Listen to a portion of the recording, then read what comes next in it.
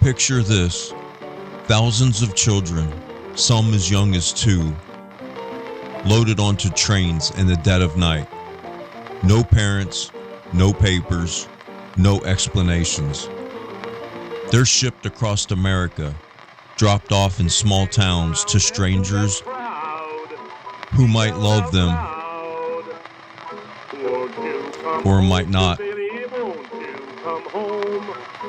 The history books call it the Orphan Train movement, a heartwarming tale of charity saving kids from the slums. But what if that's just a story we've been sold? What if the truth is far stranger and far darker than we've been told?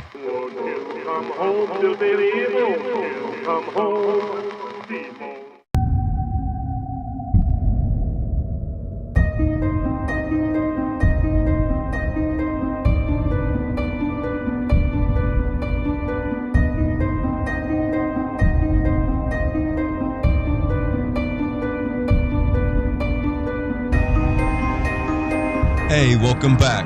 And if this is your first time, welcome to Humanly Curious. This is where we explore the fringe and the mysterious, and we chase after the weird, the wild, and the what ifs. I'm just a regular guy here, no AI, fighting back against the robot takeover of YouTube with a voice that sounds like it's narrating a 19th century train schedule to a depot full of shadows and unanswered questions. Yeah, pretty much.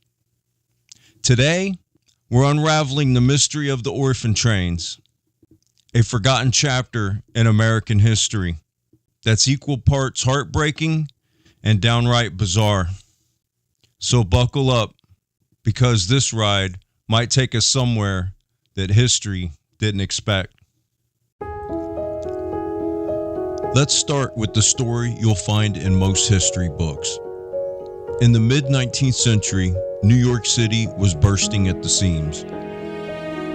Immigrants were pouring in. Factories were churning. And the streets were overflowing with poverty.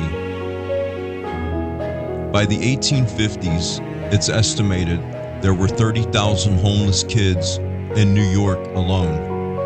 Street urchins, pickpockets, kids fending for themselves in alleys and abandoned buildings.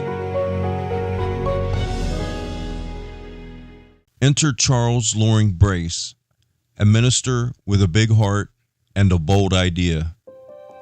In 1854, he founded the Children's Aid Society, a charity aimed at rescuing these kids. His solution? The orphan trains. The plan was simple. Scoop up these children, put them on trains, and send them west to rural America, where farm families could adopt them, give them a new life, and maybe a little love. Between 1854 and 1929, over 200,000 children were relocated from cities like New York, Boston, and Chicago to states like Iowa, Kansas, and Nebraska. The trains would stop at small towns, and the kids, sometimes dressed in new clothes, sometimes not, would line up on platforms or in church halls. Families would pick them out, like choosing livestock at a market. Some kids found loving homes. Others, well, we'll get to that. The Children's Aid Society called it a triumph of charity. Historians say it was one of the first organized foster care systems in America. Sounds noble, right? But even the official story has cracks that'll make you wonder. First off, let's talk about the name, Orphan Trains. It's catchy, but it's not entirely accurate. Many of these kids weren't orphans. Some had parents who were alive but too poor to care for them. Others were taken from families deemed unfit by reformers like Brace, who believed the city was a moral cesspool and rural life was the cure. There are stories of kids being separated from siblings or parents showing up at orphanages only to find their children already gone. Then there's the process itself. The Children's Aid Society didn't do much vetting. Families didn't need background checks or home inspections. A farmer could walk up, say he needed a strong boy for the fields, and take a kid home. Some children were treated like family, but others were used as cheap labor, essentially indentured servants. There are accounts of kids being overworked, underfed, even abused. One girl wrote years later that she was chosen because she looked sturdy enough to churn butter all day. She was 9, and the numbers are staggering. 200,000 kids over 75 years? That's a small city's worth of children relocated with barely any paperwork. The Children's Aid Society kept spotty records. Many kids' names, origins, or final destinations were never documented. It's like they vanished into the American heartland. Now here's where it gets weirder. No, not that sort of weirder. Wrong video, guys. Brace and his team weren't just acting out of charity. They had an agenda. Brace believed in moral uplift, reshaping society by removing kids from what he saw as corrupt urban environments. But why such a massive, almost industrial scale operation? And why so little oversight? It's almost as if the goal wasn't just saving kids, but perhaps moving them for some larger purpose?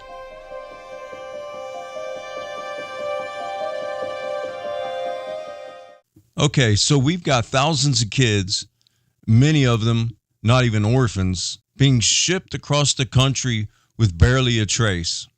The official story says it was all about charity, but the lack of records, the rushed adoptions, the sheer scale of it, it feels like that there's more going on. What if the orphan trains wasn't really about saving kids? What if they were a part of something bigger? Something that reshaped America in ways that we're only just starting to understand. Trust me, stick with me, because the deeper we dig, the stranger this gets. And it has nothing to do with aliens. I promise.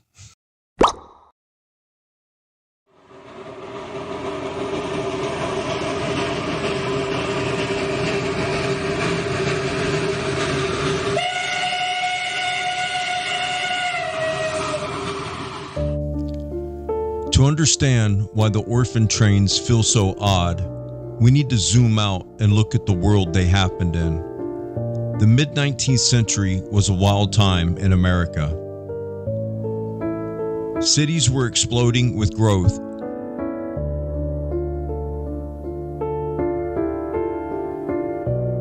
But they were also burning down.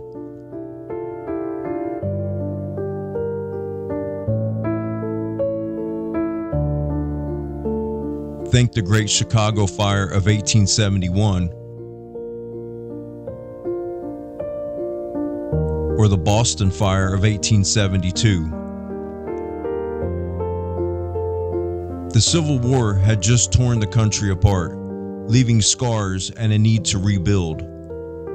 And then there were those World's Fairs, these massive showcases of grand architecture and weird tech that popped up and disappeared just as fast.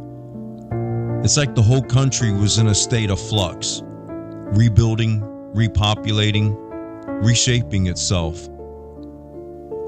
So where do the orphan trains fit in? Let's start with the logistics. Moving 200,000 kids required serious organization.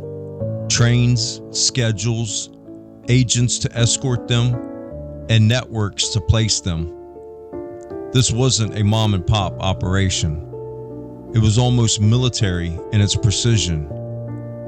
Yet the records are a mess. Why?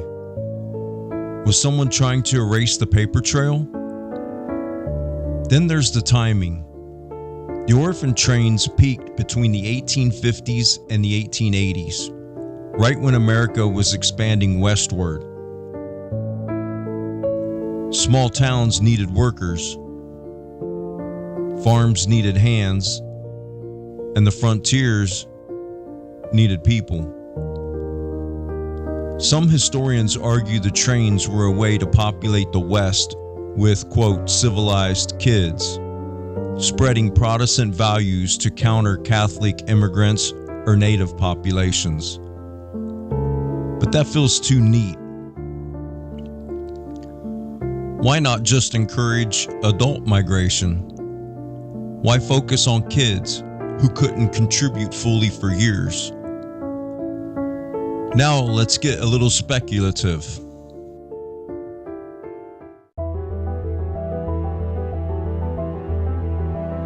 Some researchers point to the social context. The 19th century saw massive urban projects, canals, railroads, grand buildings that look almost too advanced for the time.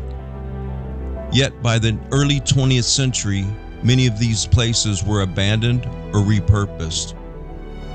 What if the orphan trains were part of a larger effort to repopulate or reorganize society after something? A disaster? A shift we don't fully understand. And here's a bizarre cultural twist. In the late 1800s, right as the orphan trains were rolling, postcards started popping up across Europe and America, showing babies growing in cabbage patches. They were whimsical, sure. Creepy AF? Absolutely. But some folks wonder if they hinted at something deeper, like a society grappling with where all these kids were coming from or going to. Fast forward to the 1980s, and you've got Cabbage Patch Kids dolls. Each with adoption papers, born from a magical cabbage patch. Coincidence? Probably. But it's odd how the imagery echoes those old postcards, almost like a cultural memory of children being placed en masse. Was it just folklore, or a strange reflection of a world reshaping itself? We may never know, but it adds another layer to this mystery. The orphan train stopped in 1929, replaced by modern foster care. But their legacy lingers in the stories of those kids and the questions we can't answer. What was the real purpose? Why the rush? And more importantly, what happened to the ones who vanished? Well, and there you have it, the mystery of the orphan trains. A story sold to us as charity, but leaves us with more questions than answers. Were these kids saved, or were they pawns in a much bigger game that we're only just starting to understand?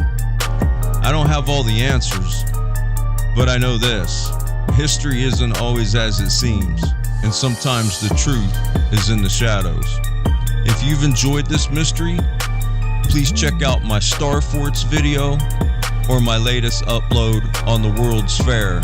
I'll have them linked at the end. And if I've earned it, throw me a like, please subscribe, and hit that notification bell. As again, I'm just a solo creator, not AI, which was one of my main motivating factors of starting this channel. Chasing the unknown and bringing it to you. Thanks for watching. I'll see you next time. Won't you come home to baby? Won't you come home?